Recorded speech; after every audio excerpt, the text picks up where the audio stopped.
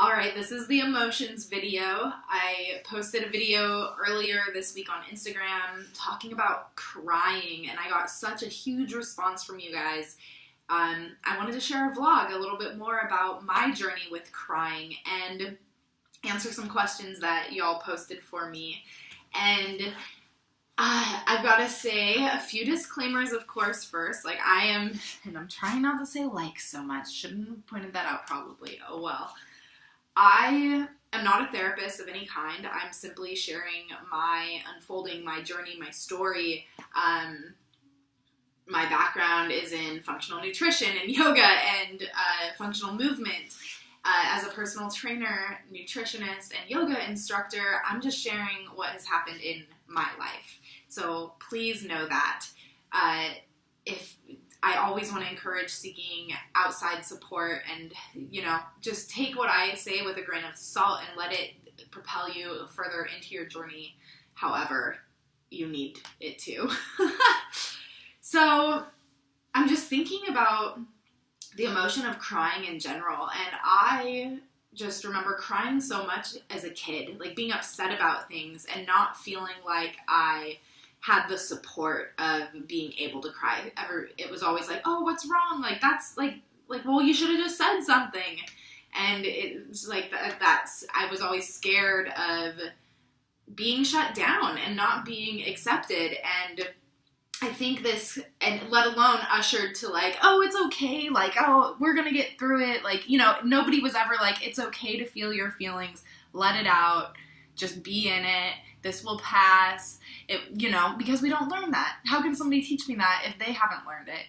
And so through my life, I guess I kind of felt a little bit I was definitely I considered myself an emotional person, but I processed my emotions in my own way. And as far as being around other people, I've always just been a stonewaller, no emotions.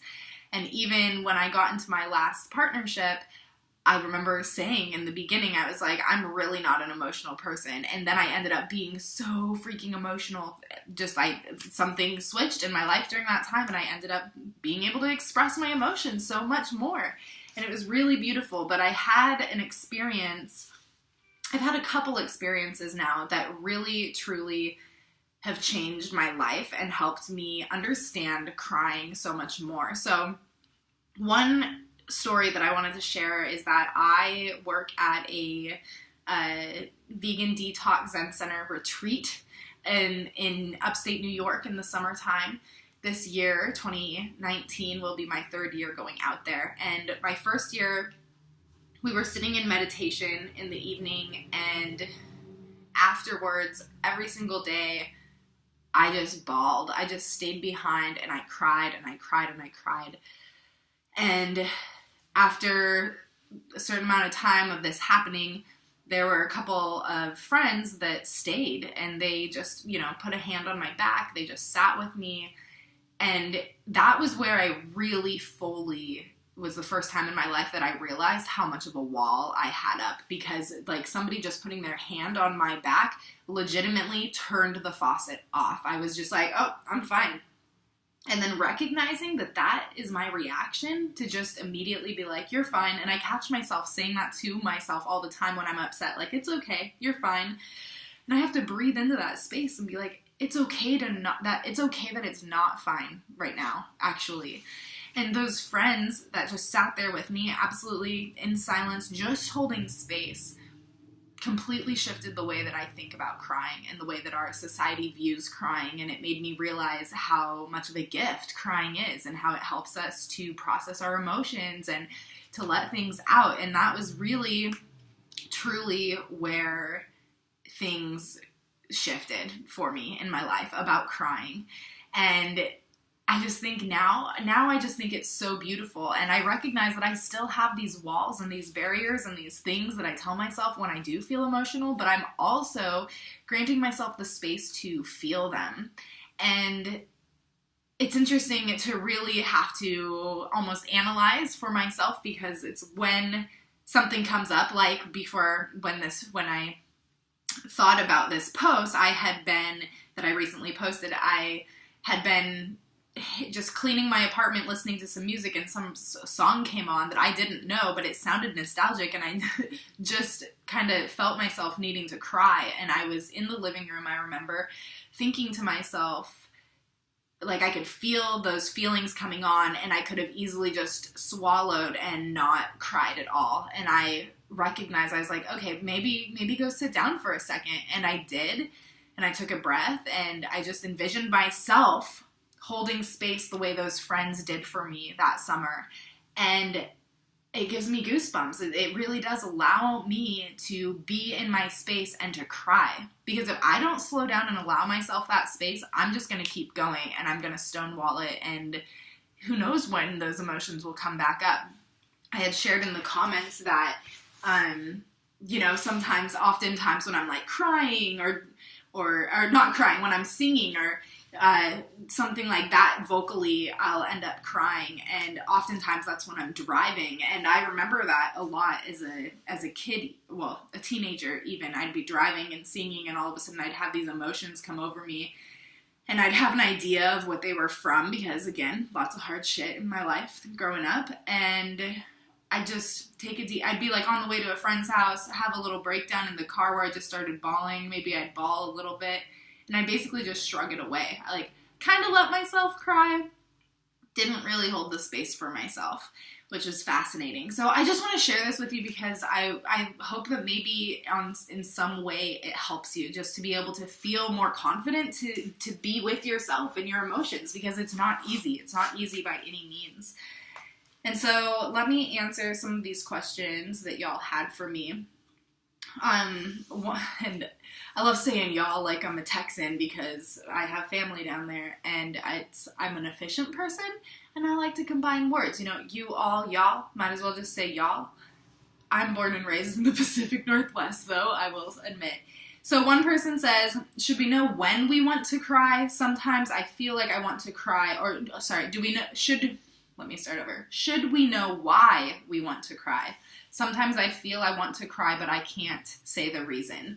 I would say that's one of the most beautiful things about emotions, is that it really allows us to tap into our instincts and our intuition and our innate intelligence, and our logical mind doesn't need to know. You do not need to know the reason. You just need to be able to hold space and honor yourself to feel the emotions.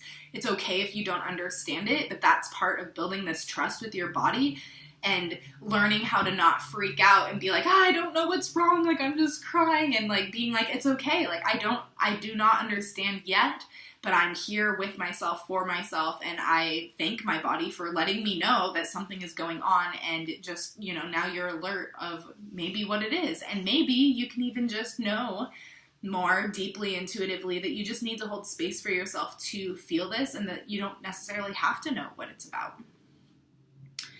How to know when we should stop crying? That's a really great question. Sometimes you just want to go cry for a really long time, and it can feel really, really good. And I think that's a really personal question. And I also think if you're holding on to something in your life, because I believe that crying comes from so many different levels. I mean, it's like trauma and happiness and sadness and grief and joy, and there's so many different things that go on within our lives and our bodies that could make us want to cry. So if you feel like you need to cry all the time and it's kind of uncontrollable and you can't stop, then maybe it's time to just do a little bit of a deeper digging. And again, I'm not a licensed professional, but if I heard that somebody was doing that, I would consider looking a little deeper into your emotional wounds. Like, why do you feel, like, why does it feel like you need to have this release all the time? What are you trying to release out of your body are the questions that come to my mind. The next one, just read that one. Maybe through a gender lens. Ooh, like femininity and masculinity with crying. I like that. Masculine versus feminine crying. That's a really great question. Not my topic of expertise, just saying, but I love Brene Brown's work, and I'm obsessed with her work, and she does so much work around shame and vulnerability and things like that, and all I know from reading her work is that men are told through our, at least American culture, standardly, that crying is weakness. And, like, that's one of the biggest shame triggers for men, is to be perceived as weak. And obviously women are told that they're very emotional and that they need to, not be so emotional. And then it comes to men too, like, oh, you're being so emotional. I really do like this question, and I feel like I want to dive into it more myself, but I don't know more than that. I know it's very, very different for men and women, and I know that women also have a hard time holding space for men to feel their emotions. Again, from Brené's Brown work, she says that it's common that we pick at men and we say, tell me what you're thinking. I want to know. Share it with me. Please, just, like, get it out. And then when they do, we oftentimes are not able to hold space for them, and we even create a space where they don't want to ever be vulnerable and say something again because we can't take it and accept it. So I'd say just being very careful, especially when it comes to supporting all genders in our crying. You have to remember, you're not trying to fix anything. You don't necessarily have to, you're not trying to fix anything. You're holding that space. You're just supporting somebody. You're being there for them. You're listening. And it takes a really learned practice to be able to do that, because our reaction is to want to fix it. And sometimes, especially when it comes to crying, you don't have to fix it. You just need to be there with it. So one person asks, I cry uncontrollably in every interview or one-on-one with an authority figure. Why is that? And I cannot answer this question for you, because this is a very bio-individual question. I do not know what your relationship is with authority figures. I don't know what kind of nervous tendencies you might have around those. I would just try to dive a little bit deeper into that with yourself, and maybe even seeking an outside perspective, professional help to get down to the bottom of that, because that sounds like a trigger from something. If that's what happens every single time that you're alone in a one-on-one situation with an authority figure, what can you think of another situation in your life where you were in that position and it, freaked you out? Because usually when fear and triggers come up, it's usually because it's triggering something that has happened before in our life that didn't go well, because the body is smart and the body remembers. But you have the power to work through that and rewire the brain and make a new experience and change it around. That is the beauty of getting to know our emotions. So, how to feel feels even in public. I think that's a really great one. How to feel the feels in public. I think that's a practice. I don't have any glorious answers for that one. I'm the kind of person that I put up that wall and I'm able to just not feel the feels in public. And I'm starting to slowly just let myself be okay with it a little bit more by breathing and focusing on myself and reminding myself that it's about me and it's not about anybody else, and that my emotions may have an effect on other people, but if it affects other people, it's on them. If my emotions trigger somebody else to be upset, then it's on them. Obviously, a public space, my biggest worry is if somebody wants to come over and make me feel better or can't hold space and is just like, what's wrong? And I don't know. There's just so many thoughts about feeling all the feels in public. I don't think there's anything wrong with it. And I oftentimes think, because we live in an emotionally stunted culture, if and when you do be emotional and just cry and be, let yourself be in those emotions when you are in a public space, I think at least in my experience, I'd love to hear your experience and your stories, but my personal life experience, from what I've heard and experienced, people don't want anything to do with you. And it's kind of sad, but you are kind of safe. You're going to be alone. Nobody's going to ask you what's wrong or come to your rescue, because nobody knows how to hold space in that regard. Maybe that makes you feel a little safe to actually want to do it. I just remember a friend reading a post from a friend a while ago that said she took herself out to lunch or something and she was just going through a hard time and she bawled and bawled at the table. And then she took a deep breath and just went back to eating, and nobody said anything to her, and she didn't care if she was making a scene. And for me, feeling all the feels in public it depends on what I'm going through and what I'm feeling to be able to allow myself to feel those emotions in a public setting. So that's my 2 cents on it. Why is crying seemed as a failure, weakness, or even something negative? I can only answer from my American culture perspective because I've born and raised here. And this is such a good question because I know that there's a very precise answer. Why is crying seemed as a failure, weakness, and something negative? I think it makes you seem like for some reason it's perceived like you don't know how to handle yourself. You're an emotional wreck. You're not stable. You're not grounded. You're not strong. You're not making good decisions from this space. That's kind of how it's perceived. It's just that you're an emotional wreck and you don't have your shit together. Whereas it's actually completely opposite. Whereas if you can let yourself feel your emotion and really be in it with yourself and understand what your body's going through, it can actually help you process life and everything about yourself even more so that you can stand up even taller in that space and be like, yeah, like I'm an emotional person and that helps me to be able to stand my ground and be who I am. I think that there's a very beautiful movement coming around with Brene Brown's work, particularly of this just being vulnerable and showing up and standing in our space. Last question, why feeling ashamed to cry publicly? Why hiding our tears to show we are strong? Yeah, that goes hand in hand exactly with what I was just saying, that crying is perceived as weakness because it looks like you don't have your shit together. That's the best way I can explain it without like a type of professional jargon or any verbiage or anything like that. It's just, and that's how I think I saw it growing up. I personally never saw a man cry growing up, and even to this day, thinking about seeing a man cry brings tingles down my spine because I know how powerful, how moved a man must have to be able to feel emotions. A traditional man, oh my gosh, gender verbiage. When I say traditional man, I just mean like a standard American dude that grew up with the gender norms and, has learned that crying is weakness. It really takes a lot to move that kind of a person to tears. Oh, wow.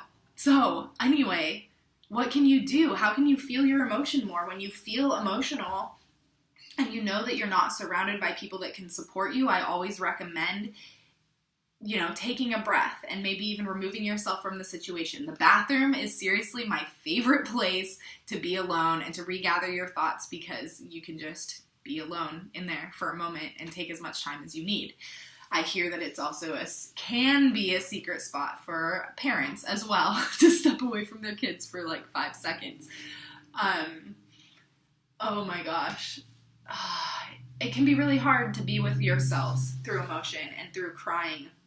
And I just want to remind you that that's what this practice of self-care really is. It's about being comfortable with yourself and learning how to show up so that you can find what does and doesn't work for you. And maybe over time you figure out why you've been crying or these triggers. And I also want to say, especially back in line with that first question of I'm not sure why I'm crying, sometimes we often have a lot of trauma of some kind built up in our bodies, and I believe passed down through the lineage of our genes and our ancestors, that we just have no idea that it is stored in there. And when you start tapping into your emotions and getting to know yourself better and working through this shit, there's going to be some faucets that are turned on and just released, and sometimes you just gotta let it all flow, and it's beautiful, and it's a gift of being human, and there's nothing wrong with you whatsoever. And I just need you to know that. You're not alone. Thank you for watching. Thank you for tuning in. Leave some comments. Let me know how this resonates with you. It's pretty vulnerable for me to share these things. So thank you so much for tuning in. I really appreciate it.